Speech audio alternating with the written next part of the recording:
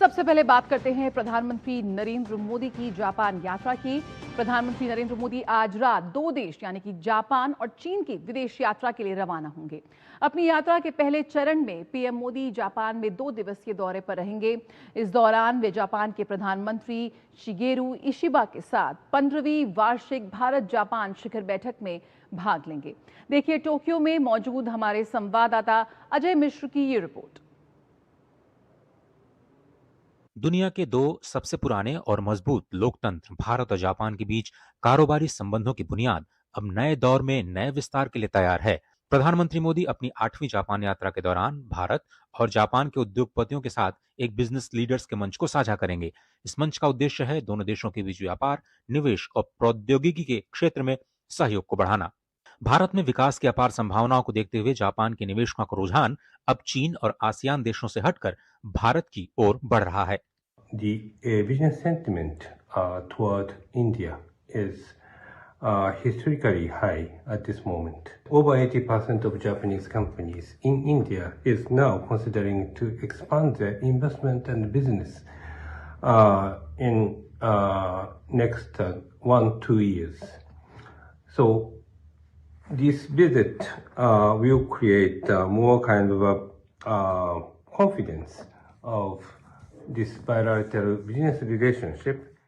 JETRO के ताजा सर्वे में 80% जापानी कंपनियों ने अगले 2 सालों में भारत में कारोबार बढ़ाने में दिलचस्पी दिखाई है। जापान ने 2000 और 2024 के बीच भारत में करीब $44 बिलियन का इन्वेस्टमेंट किया है, जो भारत की कुल एफडीआई का 6% है। भारत और जापान के बीच 2023-24 में कुल कारोबार करीब $23 अरब रहा। इसमें भारत का जापान में $5 अरब का एक्सपोर्ट रहा और करीब $18 अरब का इंपोर्ट। भारत में निवेश की तैयारी कर रही जापान की कंपनियों में भी भारतीय टैलेंट को लेकर भरोसा बढ़ रहा है और वे भी भारत के स्टार्टअप इकोसिस्टम का हिस्सा बनना चाहती हैं। Japan has invested in India infrastructure, technology and manufacturing. At the same time, India offers a young workforce and a large market which supports Japan's economy. Together, our cooperation brings stability and prosperity, not only to our nations, but also to the wider Indo-Pacific region. India offers massive market, top IT talent, and entrepreneurial energy.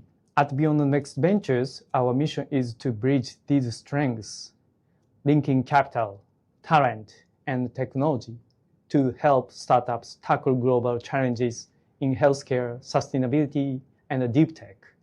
I believe the Japan-India partnership is necessity. Prime Minister Modi's visit will encourage more Japanese firms to collaborate with India. उम्मीद जताई जा रही है कि प्रधानमंत्री मोदी के इस बार के जापान दौरे में दोनों देशों के बीच समग्र आर्थिक सहयोग समझौते की समीक्षा भी की जा सकती है। इस वक्त भारत में 1400 से ज्यादा जापानी कंपनियां 8 से ज्यादा राज्यों में कारोबार कर रही हैं। दिल्ली, अहमदाबाद, बेंगलुरु और चेन्नई मेट्रो में जापान की भागीदारी और Ahmedabad Mumbai high speed rail corridor दोनों देशों के बीच बुनियादी ढांचे में सहयोग का सशक्त उदाहरण है। भारत और जापान दो ऐसे देश जिन्होंने समय की कसौटी पर लगातार अपनी दोस्ती को मजबूत किया है। प्रधानमंत्री नरेंद्र मोदी का ये जापान दौरा दोनों देशों के बीच कारोबारी और कूटनीतिक संबंधों को तो नई दिशा देने ही वाला है। पूरी दुनिया की निगाहें इस बात पर भी होंगी कि इंडो पैसिफिक क्षेत्र में शांति और स्थिरता के लिए दोनों ही देश कौन से बड़े निर्णय लेते हैं। कैमरामैन अनिल के साथ Ajay Mishra, DD news, Tokyo. और जापान में रहने वाले भारतीय समुदाय का मानना है कि 2014 के बाद प्रधानमंत्री नरेंद्र मोदी के जापान दौरे से दोनों देशों के बीच संबंध और प्रगाढ़ हुए हैं और भारतीयों को लेकर के जापान का नजरिया बेहतर हुआ है। भारतीय समुदाय पीएम मोदी का बेसब्री से इंतजार कर रहे हैं। मोदी जी की वजह से जो इन जनरल इंडिया को पहचान मिली है, सिर्फ जापान में ही नहीं, सारे देश में, ऑल ओवर द वर्ल्ड में, वो बिल्कुल मोदी जी की वजह से ही हुई है यहाँ पर। तो मुझे ऐसा लगता है कि इंडिया में और ज़्यादा जापानीज़ लैंग्वेज को लेकर अगर ट्रेनिंग की जाए तो यहाँ पे जॉब अपॉर्चुनिटीज़ और ज़्यादा होगी। प्राइम मिनिस्टर मोदी जी आने का सारे इंडियन डायस्पोरा उत्साहित है और यहाँ उम्मीद है। सबसे पहले सबसे अहम एजेंडा क्या उसको प्रधानमंत्री मोदी और जापान के तत्कालीन प्रधानमंत्री शिंजो आबे ने दोनों देशों के रिश्तों को एक तरह से फिर से परिभाषित किया था। उसके बाद कई सारे क्षेत्रों में दोनों ही देशों के बीच में एमओयूज हुए। ऐसा माना जा रहा है कि उनकी समीक्षा की जा सकती है और कुछ नए सेक्टर्स जिसमें कि सेमीकंडक्टर माना जा रहा है कि एक बहुत बड़ा सेक्टर है, आर्टिफिशियल इंटेलिजेंस के क्षेत्र में, क्लीन एनर्जी के क्षेत्र में ये कुछ बड़े समझौते हो सकते हैं, उनकी समीक्षा हो सकती है। साथ ही साथ बुनियादी ढांचे में जो निवेश है भारत में जो जापान का, उसको कई गुना आगे बढ़ाने की जो तैयारी है वो भी इस वक्त जापान में चल रही है।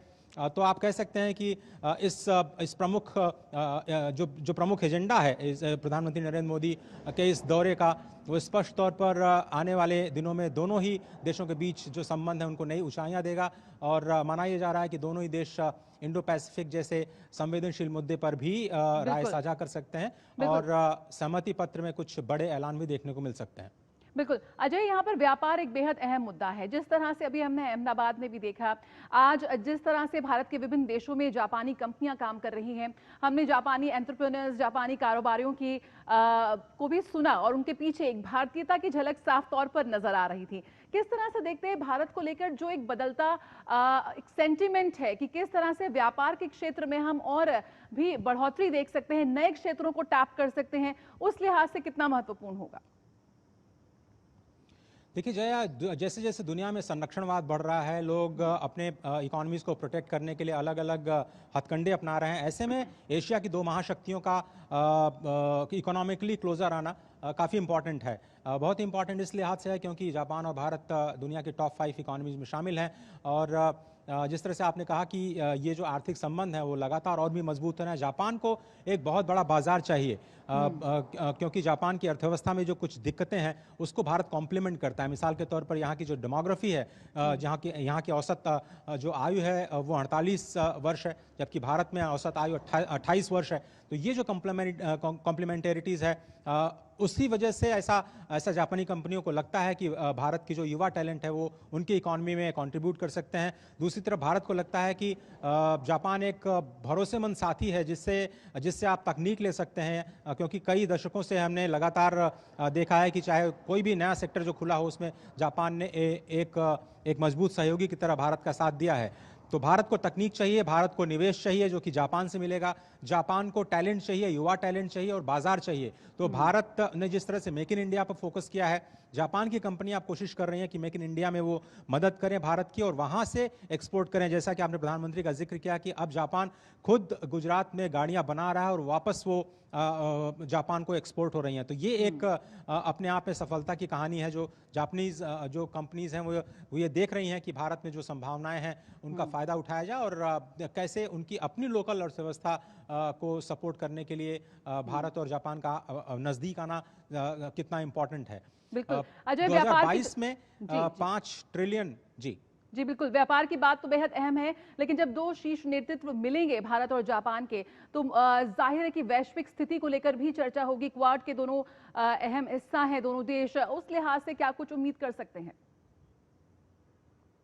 मुझे लगता है कि इंडो पैसिफिक में शांति और सुरक्षा सबसे बड़ा मुद्दा है। दोनों ही देश इस बात को गंभीरता से स्वीकार करते हैं और तत्कालीन जापान के जो प्रधानमंत्री शिंजो आबे जो हमारे बीच नहीं रहे, उन्होंने इंडो पैसिफिक शब्द इजाद की थी और भारत की संसद में जब उन्होंने संबोधन दिया था तो इस शब्द का पहली बार प्रयोग किया गया था। इंडो पैसिफिक पूरे क्षेत्र के लिए, एशिया प्रशांत क्षेत्र के लिए काफ़ी इंपॉर्टेंट है और यहाँ पर सुरक्षा और उसका स्थायी समाधान देने के लिए इन दोनों ही शक्तियों का एक मंच पर आना, एक साझा समाधान निकालना काफ़ी इंपॉर्टेंट है।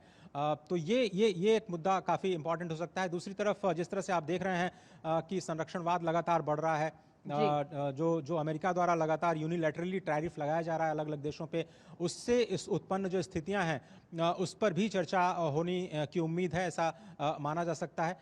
तो वैश्विक मुद्दे ज़रूर यहाँ पर रहेंगे और भारत और जापान आपसी जो सामरिक मुद्दे हैं उनको और भी बेहतर बनाने के लिए, रक्षा के क्षेत्र में और सहयोग बढ़ाने के लिए, क्लीन एनर्जी के क्षेत्र में सहयोग बढ़ाने के लिए, जो शांतिप्रिय न्यूक्लियर एनर्जी का इस्तेमाल है उसमें सहयोग बढ़ाने के लिए बातचीत कर सकते हैं। ये काफ़ी इंपॉर्टेंट है और आपने बिल्कुल सही कहा कि जो वैश्विक मुद्दे हैं उस पर भी इन दोनों महाशक्तियों की राय दुनिया के लिए भी बहुत मायने रखती है। बिल्कुल, बहुत बहुत शुक्रिया अजय। फिलहाल इस जानकारी के साथ जुड़ने के लिए हम आगे भी आपसे बात करते रहेंगे। तो